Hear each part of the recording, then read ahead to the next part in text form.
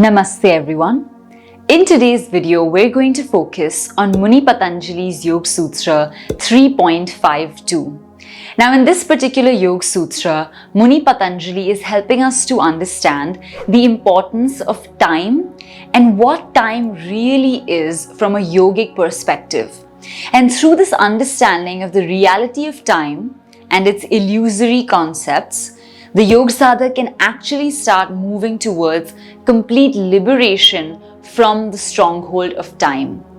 So let's take a good look at this sutra, start breaking it up word by word and understanding what exactly is this concept of time and how can we understand it a little bit better. So the sutra itself goes Kshana tatkramayoho sanyamad viveka janjanam.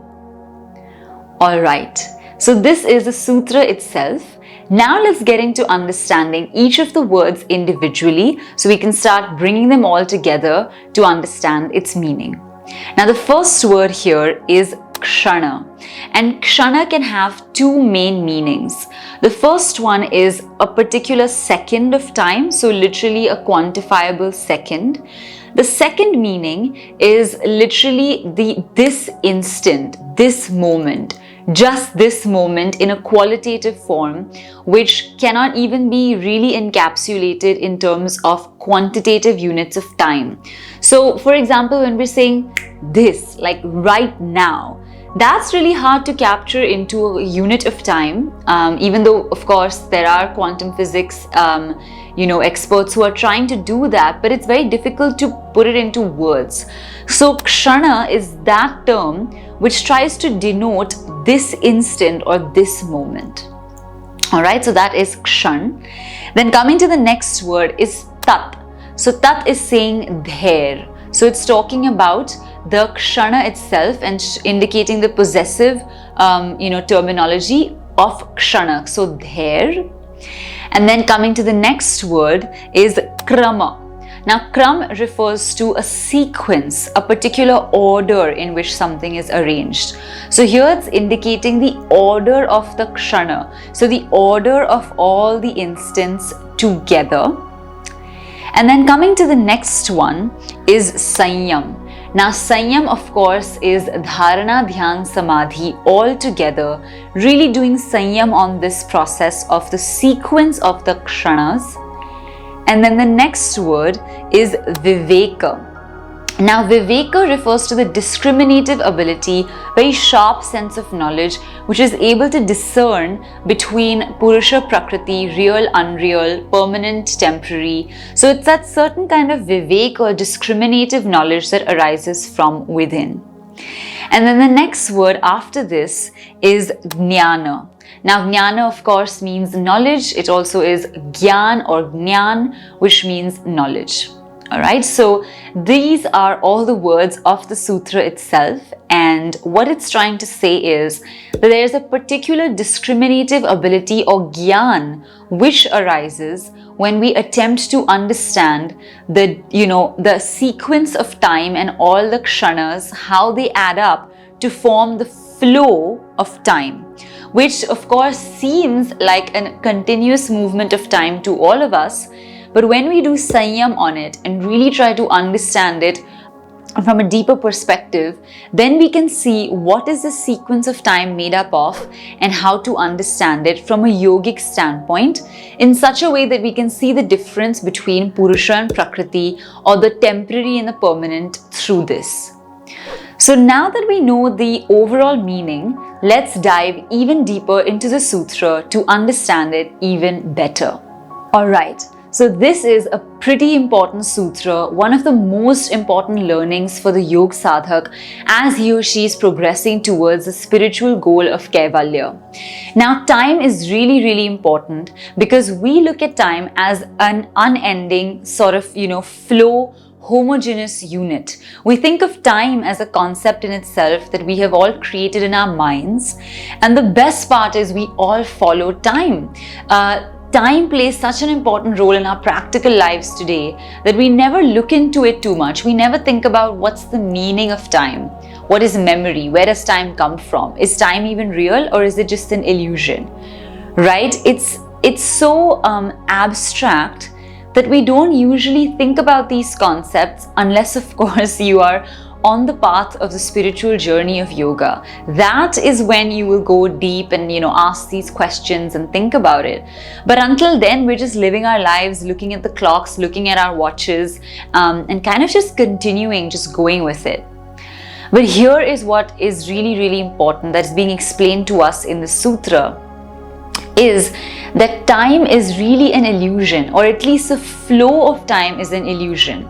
So what is being said is, actually time is just a very simple sequence of instant moments. So a bunch of instant moments line up to form our understanding of time.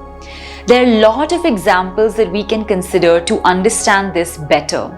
The first example that comes to mind is a film reel. So when you project a film reel onto the cinema screen, it's a bunch of really tiny snapshots, right, of what the camera has captured, which forms a very long reel.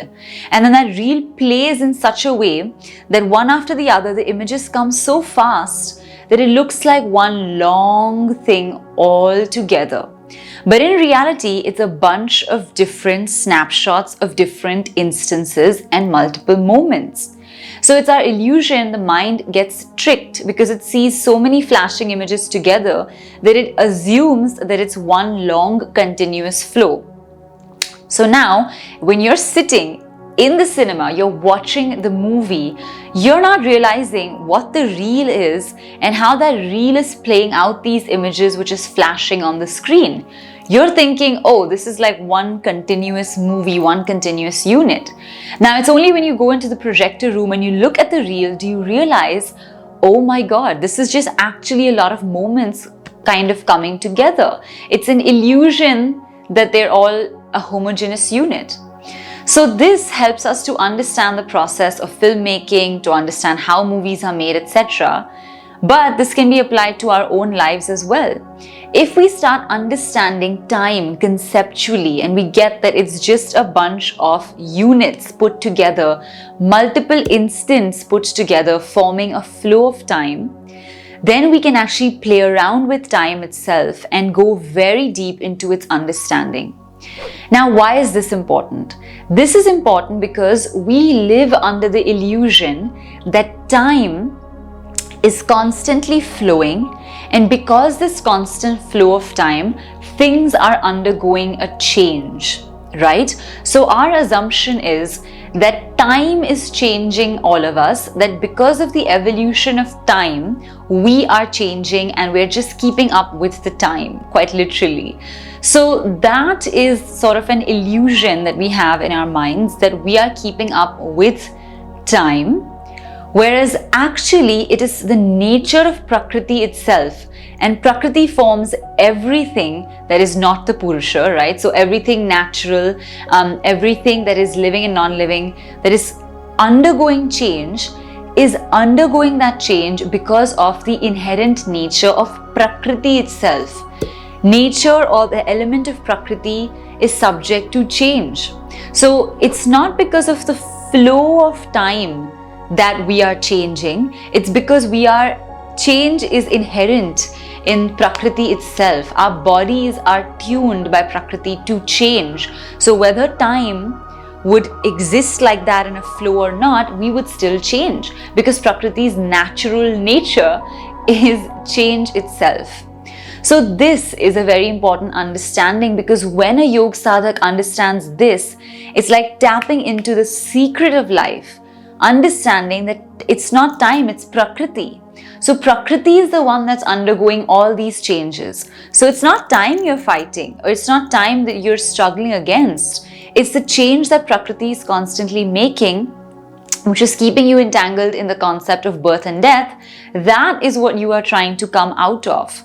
So since you understand this, once you understand that it's not time, it's Prakriti's inherent nature, then you have this discriminative ability arising that, oh, if Prakriti is constantly changing and evolving, and I have experienced that, then I know that there's a big difference between what is Prakriti and what is Purusha. Because Purusha is unchangeable, not changing, immovable.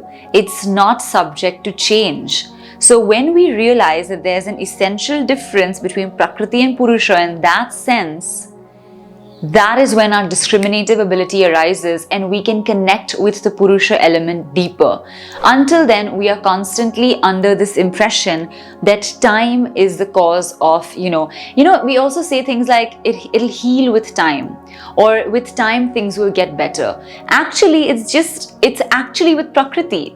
It'll get better because Prakriti will evolve and you won't stay in the same place all the time.